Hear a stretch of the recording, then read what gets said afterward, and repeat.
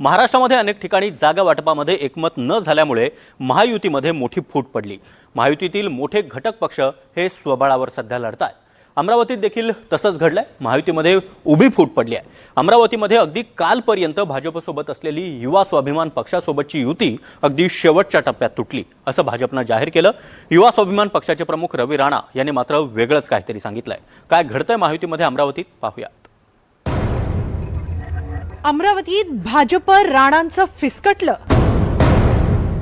भाजपचा अपक्षांना पाठिंबा, राणांसोबत फारकत।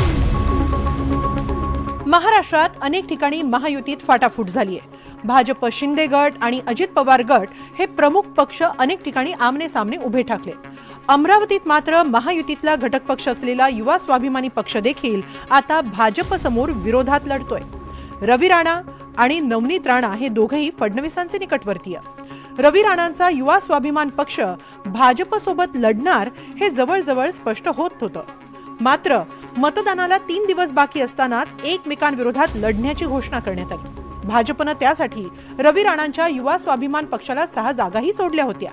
रवी राणांनी 34 जागांवर युवा स्वाभिमानचे उमेदवार उतरवून एक प्रकारे भाजपला आव्हानच दिलं।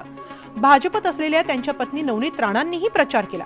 यावरून भाजप नेते चंद्रशेखर बावनकुळेंनीही नाराजी व्यक्त केली होती। रवी राणाजी यांनी अनेक ठिकाणी कमळाचे विरुद्ध उमेदवार टाकले आहे, तर त्यांनी ते नको टाकायला पाहिजे होते असं आमचा अपेक्षा होती।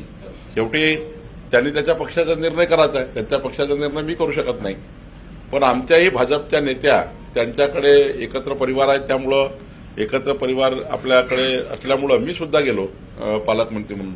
शेवटी भाजपाचे नेते त्या परिवारात राहतात, त्यामुळे भाजपच्या नेत्यांशी म्हणजे नवनीत राणांशी आम्ही बोललो, रवी राणांशी बोललो, त्यांना विनंती केली की यावेळी भारतीय जनता पार्टीच्या पूर्ण पॅनल करता आपण मदत करा। शेवटी या जिल्ह्याचा पालकमंत्री माझी जबाबदारी आहे की मित्रपक्षांना मदत मागणे, मित्रपक्षाची युती टिकवणे। बावनकुळेंच्या या नाराजीनंतर भाजपच्या पक्षश्रेष्ठींनी रवी राणा आणि नवनीत राणा यांची समजूत काढण्याचा प्रयत्न केला।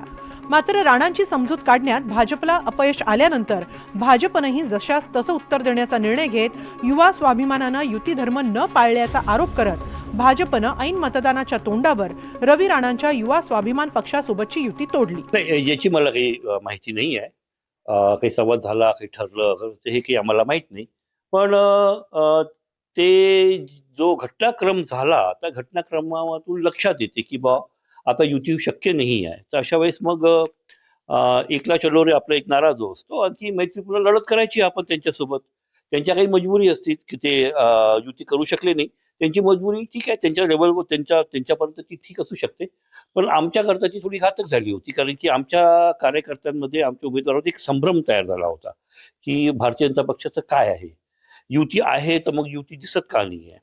त्याच्यामुळे हा निर्णय आम्हाला घ्यायला।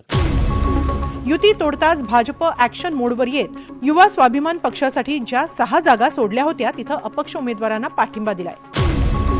प्रभाग क्रमांक 17 मध्ये संतोष पिढेकर, प्रभाग क्रमांक 9 मध्ये अनिल सोनटक्के, प्रभाग क्रमांक 9 मध्ये गौरी मंगेश सरवरे, प्रभाग क्रमांक 18 मध्ये अपर्णा ठाकरे, प्रभाग क्रमांक 21 मध्ये योगेश निमकर या उमेदवारांना भाजपनं आपला पाठिंबा जाहीर केलाय।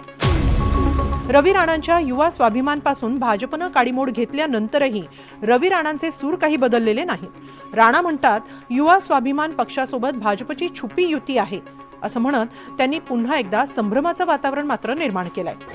भारतीय जनता पार्टी युवा पार्टीची छुपी युती आहे। या ठिकाणी भारतीय जनता पार्टीचा उमेदवार जिथे मजबूत आहे त्याला मी मदत करताय, जिथे युवा पार्टीचा उमेदवार मजबूत आहे त्याला सुद्धा मदत करताय। मोठ्या प्रमाणात भारतीय जनता पार्टी आणि युवा पार्टीचे उमेदवार निवडून आणू आणि भारतीय जनता पार्टीचा महापौर बनू। अमरावती महापालिका निवडणुका महायुतीतील 3ही घटक पक्ष स्वबळावरच लढतायत। आता रवी राणांचा युवा स्वाभिमान पक्षही भाजप विरोधात मैदानात शड्डू ठोकून आहे। मतदानाला काही दिवस शिल्लक असतानाच आमदार रवी राणांच्या युवा स्वाभिमान पक्षानंही आता महायुतीपासून फारकत घेतली।